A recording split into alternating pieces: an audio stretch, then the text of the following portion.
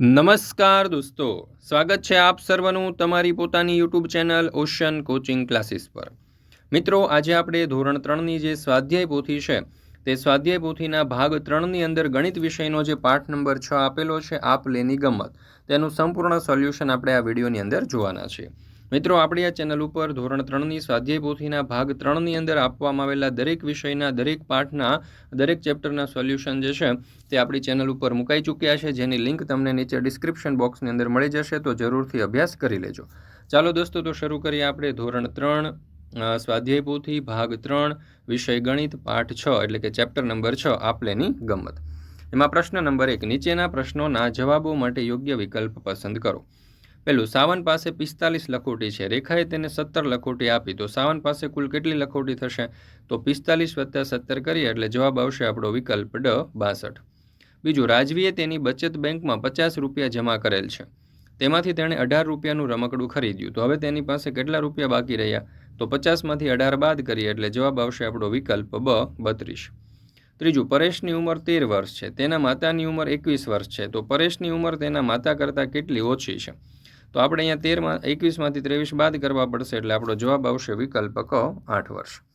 ચોથું, ધૈર્ય પાસે 10 રૂપિયાની 6 નોટ, 100 રૂપિયાની 2 નોટ અને 5 રૂપિયાના 3 સિક્કા છે, તો તેની પાસે કુલ કેટલા રૂપિયા છે? તો અહીંયા જવાબ આવશે આપણો વિકલ્પ બ 275। પાંચમું, ધોરણ 3માં કુલ 28 વિદ્યાર્થી છે, તેમાંથી 15 કન્યા છે, તો કુમારની સંખ્યા કેટલી હશે? તો અહીંયા જવાબ આવશે આપણો વિકલ્પ બ 13।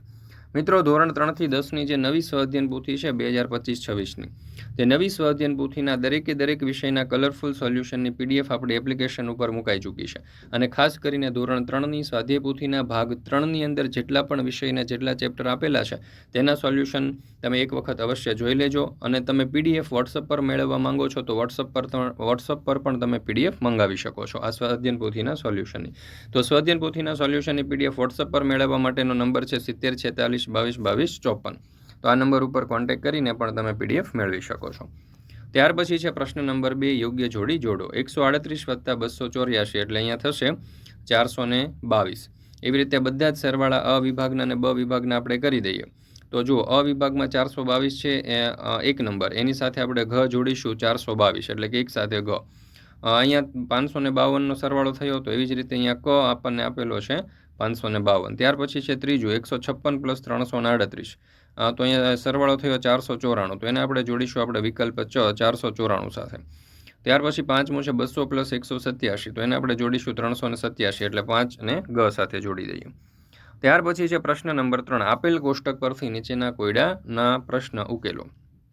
હવે રમતગમતના સાધનોના નામ, હવે એમાં ચેસ બરાબર 165 રૂપિયા, પ્લેઇંગ કાર્ડ 105 રૂપિયા, હોકી સ્ટિક 280 રૂપિયા, બેટ દડો 389 રૂપિયા, બેડમિન્ટન રેકેટ 451 રૂપિયા। ચાલો, એના ઉપરથી છે પહેલો સવાલ, સૌથી વધુ કિંમત કઈ વસ્તુની છે? તો સૌથી વધુ કિંમત બેડમિન્ટન રેકેટની છે। બીજું, પ્લેઇંગ કાર્ડ અને બેટ દડો ખરીદીએ તો કેટલા રૂપિયા આપવા પડે? તો પ્લેઇંગ કાર્ડ પ્લસ બેટ દડો એટલે 105 + 389, તો જવાબ આપણો થઈ ગયો 394। ત્રીજું, હોકી સ્ટિકની કિંમત વધારે છે કે ચેસની, ને કેટલી વધારે? તો હોકી સ્ટિકની કિંમત વધારે છે, ચેસ કરતાં હોકી સ્ટિકની કિંમત 115 વધારે છે, એટલે 280માંથી આપણે 165 બાદ કરી દઈએ એટલે જવાબ મળશે 115 રૂપિયા। ચોથું, કમલ બેડમિન્ટન રેકેટ ખરીદે છે, સેજલ હોકી સ્ટિક અને પ્લેઇંગ કાર્ડ ખરીદે છે, તો કોણે વધારે રૂપિયા આપવા પડે? તો હવે કમલ બેડમિન્ટન રેકેટ ખરીદે 451માં, સેજલ હોકી સ્ટિક 280 અને પ્લેઇંગ કાર્ડ 105માં, તો 280 + 105 એટલે 385 રૂપિયા, તો અહીંયા 385થી અહીંયા 451 થયા, તો આપણે એવું કહી શકીએ કે કમલ વધારે ચૂકવે છે। પાંચમું, રાધા બેટ દડો અને પ્લેઇંગ કાર્ડ ખરીદે છે, તે 500 રૂપિયાની નોટ દુકાનદારને આપે છે, તો રાધાને કેટલા રૂપિયા પાછા મળશે? તો ખરીદેલ વસ્તુ બરાબર બેટ દડો પ્લસ પ્લેઇંગ કાર્ડ એટલે કે 389 + 105 એટલે જવાબ આવશે 494, પાછા મળેલ પૈસા બરાબર 500 - 494 એટલે જવાબ આવશે 6। ત્યાર પછી છે પ્રશ્ન નંબર 4, કોયડા પ્રશ્ન ઉકેલો। રમણભાઈએ સોમવારે 289 યુનિફોર્મ વેચ્યા, મંગળવારે તેઓએ 374 યુનિફોર્મ વેચ્યા, તો રમણભાઈએ 2 દિવસમાં કેટલા યુનિફોર્મ વેચ્યા? હવે સોમવારે વેચેલ યુનિફોર્મ પ્લસ મંગળવારે વેચેલ યુનિફોર્મ, તો 289 સોમવારે પ્લસ 374 મંગળવારે, તો 289 + 374 એટલે આપણો જવાબ થઈ ગયો 663, તો રમણભાઈએ 2 દિવસમાં 663 યુનિફોર્મ વેચ્યા। ત્યાર પછી છે બીજું, રીટાની ઉંમર 159 સેન્ટીમીટર છે, ટીનાની ઊંચાઈ રીટાની ઊંચાઈ 159 સેન્ટીમીટર, ટીનાની ઊંચાઈ 163 સેન્ટીમીટર. તો કોની ઊંચાઈ વધારે અને કેટલી? તો રીટાની ઊંચાઈ 159, ટીનાની 163. તો 163માંથી આપણે 159 બાદ કરીએ એટલે જવાબ આવશે 4. તો ટીનાની 4 સેન્ટીમીટર ઊંચાઈ વધારે છે એવું આપણે કહી શકીએ. ત્રીજું, કાવ્યાએ ₹375નું ફ્રોક ખરીદ્યું અને ₹288નું શર્ટ ખરીદ્યું. તો તેણે દુકાનદારને કેટલા રૂપિયા આપવા પડશે? તો બંનેનો ટોટલ કરવો પડશે. 375 + 288 એટલે ટોટલ થઈ જશે 663. તો કાવ્યાએ દુકાનદારને 663 રૂપિયા આપવા પડશે. ચોથું, જંગલમાં 237 પ્રાણીઓ હતા અને 89 પ્રાણીઓ બીજા જંગલમાંથી આવ્યા. તો હવે કુલ કેટલા પ્રાણીઓ થયા? તો આપણે અહીંયા ટોટલ કરવું પડશે. 237 + 89 એટલે જવાબ આપણો થઈ જશે ઓકે, અહીંયા ભૂલ થઈ છે. જો 237 પ્રાણીઓ હતા અને બીજા 89 પ્રાણીઓ આવ્યા, બરાબર છે. તો અહીંયા 7 ને 7 14 16નો છગડો વધી પડી 1, ત્યાર પછી 8 9 10 11 અને એક 12નો બગડો વધી પડી 1, એટલે કે 1 અને અહીંયા 2 ને 1 3, તો 326. ઓકે, બરાબર છે. તો કુલ 326 પ્રાણીઓ થઈ ગયા. ત્યાર પછી પાંચમું, 1 કિલોગ્રામ ઘી 555 રૂપિયાનું છે. તે ખરીદવા માટે 50 રૂપિયાની 4 નોટ. ચાલો, 50 રૂપિયાની 4 એટલે 50 × 4 એટલે 200 રૂપિયા, બરાબર. 100 રૂપિયાની 2 નોટ, તો 100 × 2 એટલે કે 200 રૂપિયા. અને 20ની 8 નોટ એટલે 20 × 8 એટલે 160. તો 560 રૂપિયા થયા. તો કુલ પૈસા 560 અને ઘીની કિંમત થઈ ગઈ 550. તો 560 - 550 એટલે કે 10. તો 10 રૂપિયા વધુ છે એવું આપણે કહી શકીએ. છઠ્ઠું, 3 અંકની મોટામાં મોટી સંખ્યામાંથી 2 દશક અને 300 બાદ કરતાં કેટલા બાકી રહે? તો 999 - 320. 9માંથી 0 જાય તો 9, 9માંથી 2 જાય તો 7, 9માંથી 3 જાય તો 6 એટલે જવાબ આવશે 679. ત્યાર પછી સાતમું, રાજને ₹525નું પેન્ટ, ₹266નું શર્ટ અને ₹55નું ટી શર્ટ ખરીદ્યું. તો રાજને કુલ કેટલા રૂપિયા ખર્ચ કર્યો? તો 525 પેન્ટ + 266 શર્ટ + 55 ટી શર્ટ. તો આપણો જવાબ થઈ ગયો 846. તો રાજને કુલ 846 રૂપિયા ખર્ચ કર્યો. ત્યાર પછી 8મો સવાલ, માધવીએ 375 સેન્ટીમીટર કાપડ ખરીદ્યું, તેમાંથી 278 સેન્ટીમીટર કાપડ વપરાઈ ગયું. તો કેટલું કાપડ બાકી રહ્યું? તો ખરીદેલું કાપડ બરાબર 375 સેન્ટીમીટર, વપરાયેલું કાપડ બરાબર 278 સેન્ટીમીટર. તો 375 સેન્ટીમીટરમાંથી 278 સેન્ટીમીટર આપણે બાદ કરી દઈએ તો જવાબ આવશે 97 સેન્ટીમીટર કાપડ બાકી રહ્યું. 9મું, 300 - 136 બરાબર 58 + 106.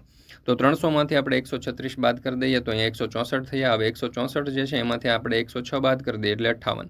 તો અહીંયા તમે જોશો તો 300માંથી 136 બાદ કરીએ એટલે 164 થશે. અને એવી જ રીતે આપણે અહીંયા 58 + 106 કરીએ તો આપણો બંનેનો જે સરવાળો જે છે તે એકદમ સરખો થઈ જશે, 164 જેટલો. ત્યાર પછી છે 10મું, 58 + 60 બરાબર 159 - ખાલી જગ્યા. તો અહીંયા 11 જવાબ આવશે. કેવી રીતે? તો કે પહેલાં તો 28માંથી આપણે 88માં 66 પ્લસ કરીએ એટલે 148. તો આ બાજુનો સરવાળો 148 થવો જોઈએ, પણ 159 છે તો એમાંથી 148 બાદ કરીએ એટલે 11 જવાબ આવ્યો. તો અહીંયા જવાબ આવશે આપણો 11. મિત્રો, ધોરણ 3 થી 12ની કોઈ પણ પ્રકારની PDF અને PPT તમારે જોઈતી હોય, પછી સ્વાધ્યાયન પોથી છે, સ્વાધ્યાય છે, ગાલા સ્વાધ્યાય પોથી છે, કોઈ પણ PDF, તો એની PDF તમે WhatsApp પર મેળવી શકો છો ઓશન કોચિંગ ક્લાસીસ પરથી. સ્વાધ્યાયન પોથીના સોલ્યુશનની PDF મેળવવા માટેનો નંબર છે 70 46 22 22 54, અથવા તો આપણી એપ્લિકેશનનું નામ છે ઓશન કોચિંગ ક્લાસીસ.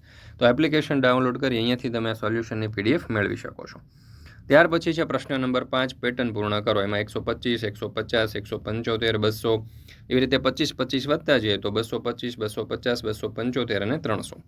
ત્યાર પછી અહીંયા 50 50નો ઘટાડો છે એટલે 900માંથી 50 ઘટે તો 850માંથી 50 ઘટે તો 800, એમાંથી 50 ઘટે તો 750, એમાંથી 50 ઘટશે તો 700, એમાંથી 50 ઘટે તો 650 600 અને 550.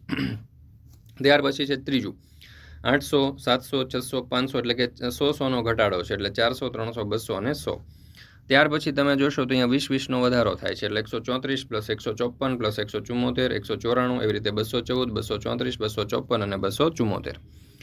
ત્યાર પછી 5 5નો ઘટાડો થાય છે એટલે 335 330 325 320 315 310 305 અને 300. ત્યાર પછી આપણે જોઈએ પ્રશ્ન નંબર 6, ચાલો પ્રવૃત્તિ કરીએ. અહીંયા એવું કહ્યું છે કે નીચે આપેલા કાર્ડમાંથી કોઈ પણ 2 કાર્ડ પસંદ કરો, તેનો સરવાળો કરો અને બાદબાકી કરો અને જવાબને શબ્દમાં લખો. તો અહીંયા મિત્રો તમે જોઈ શકો છો આપણે 2 કાર્ડ લઈ અને તેના સરવાળા અને ત્યાર પછી એ જ કાર્ડના ફરી પાછા આપણે અહીંયા બાદબાકી દર્શાવ્યા છે અને એને અંકમાં પણ અને શબ્દમાં પણ જવાબો લખ્યા છે. તો મિત્રો અહીંયા આપણે આ ધોરણ 3ની સ્વાધ્યાય પોથી જે છે એમાં ભાગ 3ની અંદર ગણિત વિષયનું આ જે ચેપ્ટર છે તે પૂર્ણ કરીએ છીએ. ફરી મળીશું મિત્રો આપણે ધોરણ 3ની સ્વાધ્યાય પોથીના ભાગ 3ના ગણિત વિષયની સ્વાધ્યાય પોથીના કોઈક નવા ચેપ્ટરના સોલ્યુશન સાથે. મિત્રો ધોરણ 3ની સ્વાધ્યાય પોથી આ જે છે એના વિડીયો તમને પસંદ આવે તો લાઇક કરવાનું, તમારા મિત્રો સાથે શેર કરવાનું અને આ સરસ મજાની કોમેન્ટ આપવાનું ભૂલશો નહીં.